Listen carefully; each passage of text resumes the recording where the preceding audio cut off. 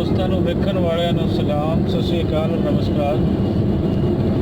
ਇਸ ਟਾਈਮ ਅਸੀਂ ਹਾਂ ਫਿਰੋਜ਼ਪੁਰ ਰੋਡ ਲਾਹੌਰ, ਔਰ ਇਹਦਾ ਪੁਰਾਣਾ ਨਾਮ ਫਿਰੋਜ਼ਪੁਰ ਰੋਡ ਹੀ ਚੱਲਿਆ ਆਉਂਦਾ ਹੈ।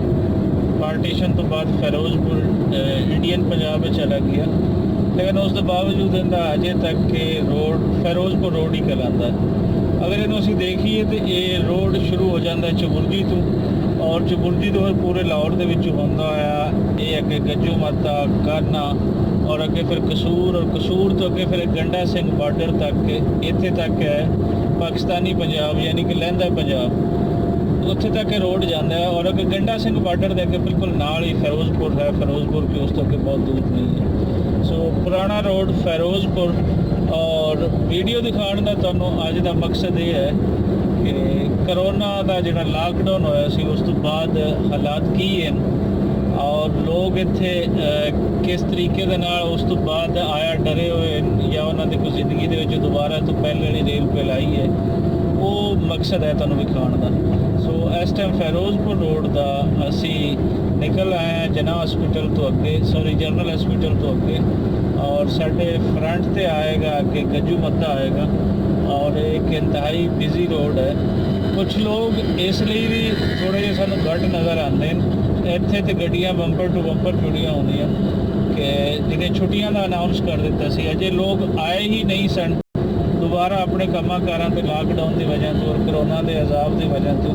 लेकिन उस तो बाद फिर छुट्टियां अनाउंस हो गई, और छुट्टियां तो बाद फिर हुण वापसी जिहड़े लोग आए सी पिंडा थावां दे रहण वाले, अदर सिटीज़ दे लाहौर तो रहण वाले, उन्होंने दे फिर अज वापसी या कल तो पिछले 1-2 दिन तो हो चुकी है। इसलिए सानू कुछ रश घट है। लेकिन एक चीज़ जी सानू वेख के इत्थे तशवीश हो रही है, अफसोस हो रही है, वो ये है कि जिहड़े लाकडाउन खोलण दे SOPs गवर्नमेंट ने बनाए सी कि तुसीं किस तरीके नाल निकलना है, की करना है, वो सानू किते नज़र नहीं आ रहा।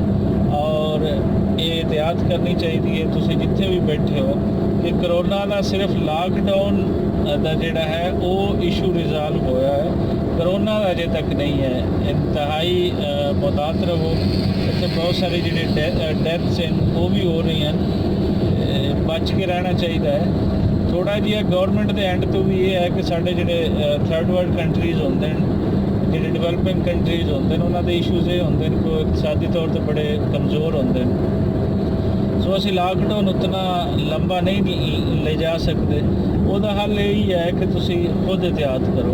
लेकिन अवामी शऊर क्योंकि इतने बहुत घट है, और सानू जो कोई नज़र आ रही है वो इतने बिल्कुल जो SOPs बनाए सी गवर्नमेंट ने, वो सानू किधरे कोई नज़र नहीं, कोई मास्क नज़र नहीं आ रही है, कोई कुछ नज़र नहीं आ रही है, जो तुहानू फुटेज दे विच भी नज़र आ रही होगी।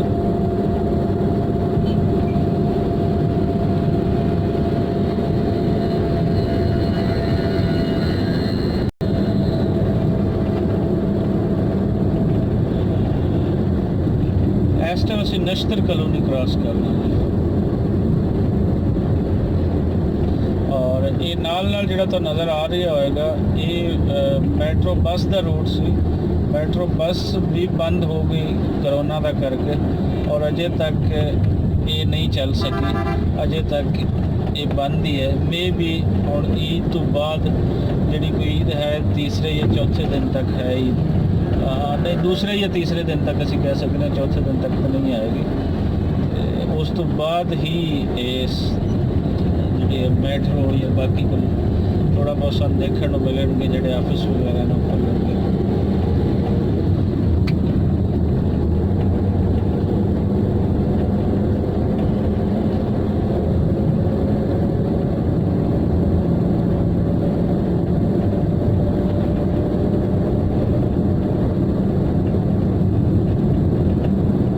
बहुत शुक्रिया जी तुहाडा साडे नाल रहण दा, सानूं दसना कि तुसीं कित्थों और उत्थे ये सिचुएशन की है।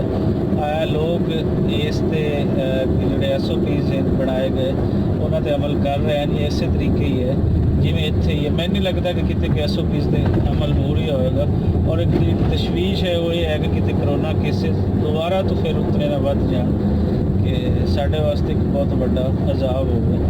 यूनाबाद क्रॉस कर रहे हैं, और इहदे नाल ही दिओ सानूं इजाज़त, मिलते हैं अगली वीडियो।